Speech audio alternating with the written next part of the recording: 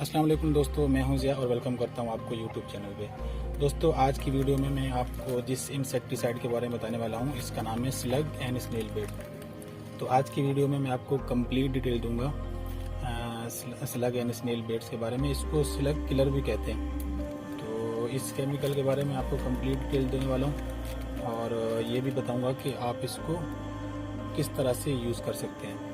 दोस्तों, सबसे पहले मैं आपको स्लग और स्नेल्स के बारे में थोड़ा सा बताता चलूँ। हम इन कीड़ों को चोर कीड़ा भी कहते हैं। चोर कीड़ा इसलिए कहते हैं कि जब हम रात होती है और आप यूँ समझे कि जब हमारे सोने का टाइम होता है तो ये उस वक्त एक्टिव हो जाता है और रात की तारीकी में ही ये जो इनका होस्ट प्लांट होते हैं, मोस्टली ये जो वेजिटेटिव स्टेज होती है ना प्लांट्स की, जैसा कि समर सीज़न के फ्लावर हो गए या विंटर सीज़न के, इसके अलावा वेजिटेबल्स हो जाती हैं, तो उनकी जो वेजिटेटिव स्टेज होती है उसके जो लीफ होते हैं वो नरम होते हैं, तो उसको ये बड़े शौक से खाता है। और मज़े की बात यह कि सुबह सूरज निकलने से पहले ये गायब हो जाता है। तो काफ़ी लोगों को इस बारे में नहीं पता होता और मोस्टली जो है लोग दूसरे इंसेक्टिसाइड स्प्रे करते रहते हैं कि शायद किसी और कैटरपिलर का अटैक है और उसका कोई फ़ायदा भी नहीं होता।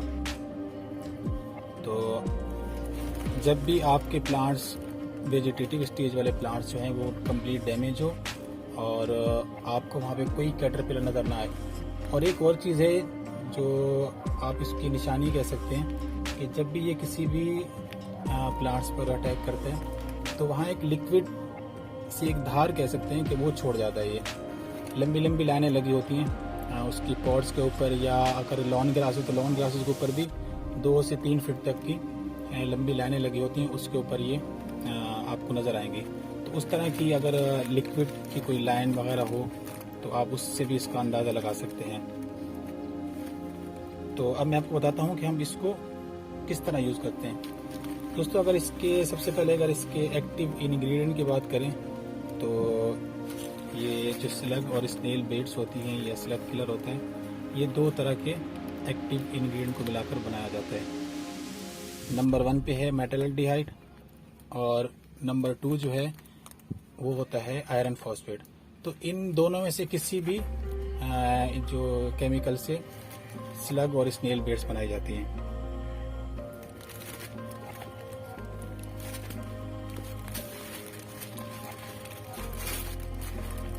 दोस्तों, अब मैं आपको बताता हूं कि हम इसको किस तरह से यूज़ करके स्लग और स्नेल से छुटकारा पा सकते हैं।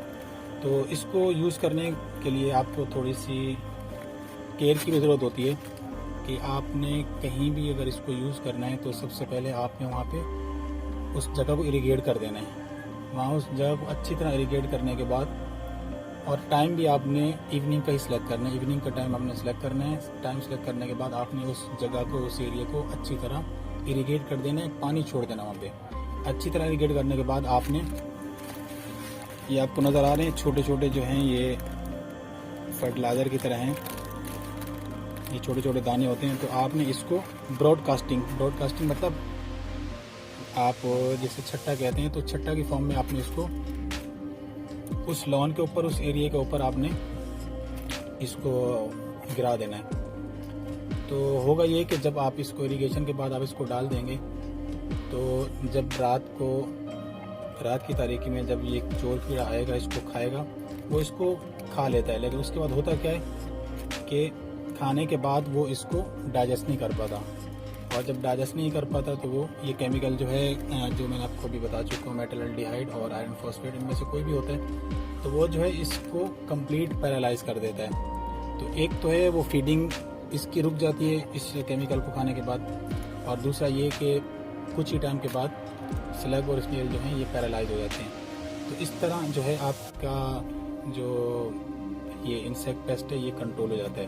दोस्तों, इस बेट्स का एक ये भी फ़ायदा है कि इसका कोई साइड इफ़ेक्ट नहीं है। अगर आप किसी भी लॉन के ऊपर या प्लांट्स के ऊपर आप इसको फेंक देते हैं या गिरा देते हैं तो प्लांट्स के ऊपर या लॉन ग्रासेस के ऊपर इसका कोई इफेक्ट नहीं आएगा। ये इसका इफेक्ट जस्ट स्नेल और स्लग के ऊपर होता है, और जैसे ही इसको इनहेल करेंगे, इसको च्यू करते हैं, खाते हैं, तो उसके बाद इनका जो फीडिंग का प्रोसेस है वो रुक जाता है और ये पैरालाइज हो जाते हैं। ये 1 kg का पैकेट है और ये आपको किसी भी केमिकल की शॉप से मिल जाएगा। और अगर इसके प्राइस की बात करें तो ये 1000 से 1500 तक की रेंज में आपको मिल जाएगा। दूसरे इसके जो नाम हैं मार्केट में वो डिफरेंट तरह के भी आपको मिलेंगे। जैसे ये मेरे पास है गार्डन प्रो कंपनी का और इसका नाम है स्लग एंड स्नेल बेट। कुछ स्लग किलर्स भी होते हैं, स्नेल किलर्स भी होते हैं। तो आपने